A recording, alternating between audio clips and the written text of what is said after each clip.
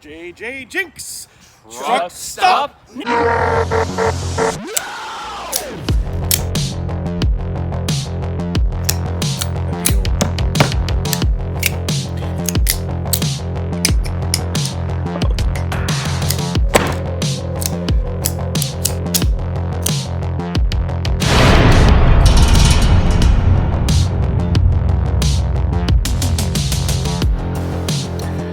Greetings!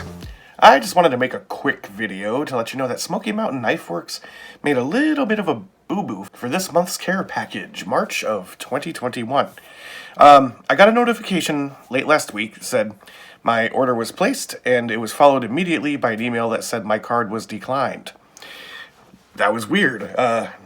It's the same card they've been using.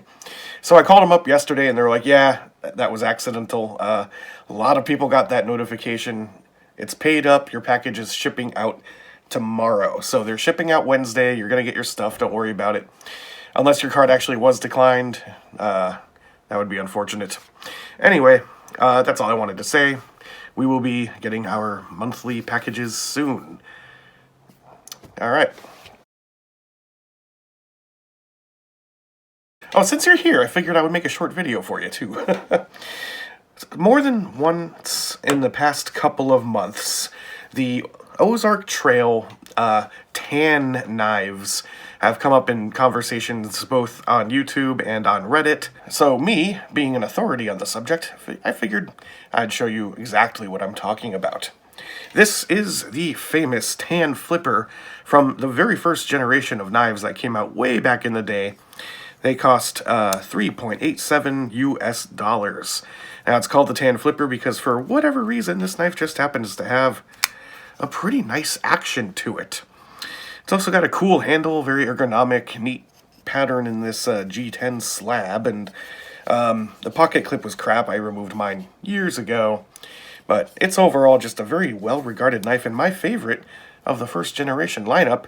And it was my favorite of the entire lineup for a very long time. This is a knife that a lot of people kind of forget about. It's kind of ordinary and nondescript. It came out in the second generation release, 1 year after that one came out. I really do not like this knife, and I don't like the one that came before it. When I say the one that came before it, I mean there was this exact knife in Generation 1. It was just a different color. That was the only difference. So it's like, the next year, I'm like, oh man, they put out so many last year, and they just kind of reskinned this one, but it's awful. The action is so stiff. I tried, and I could never even flick it out with no matter how much wrist action I gave it. Don't know why they bothered putting a flipper tab on this thing, but it's got a Tanto blade, half serrated.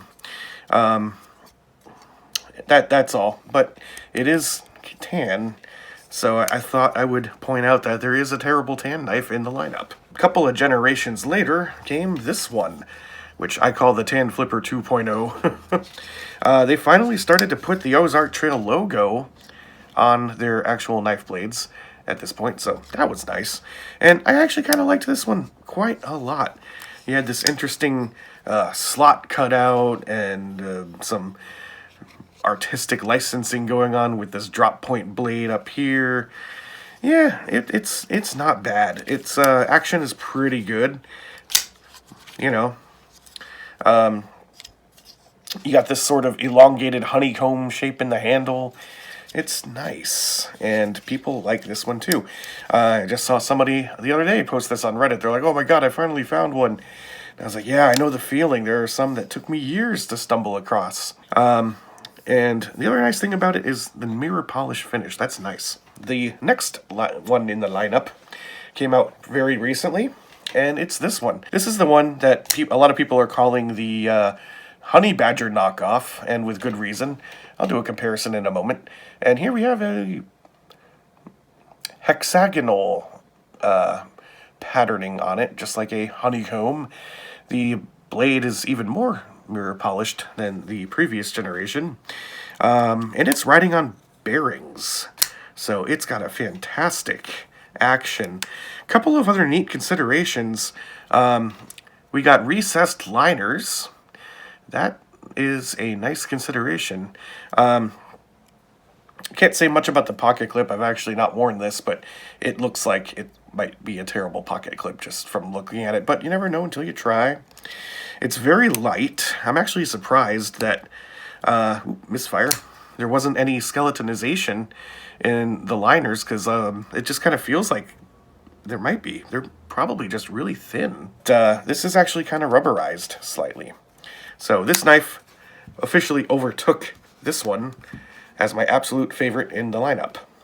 So these are the tan knives, although they're not exactly the same color. In fact, compared to these three, this one kind of almost looks green.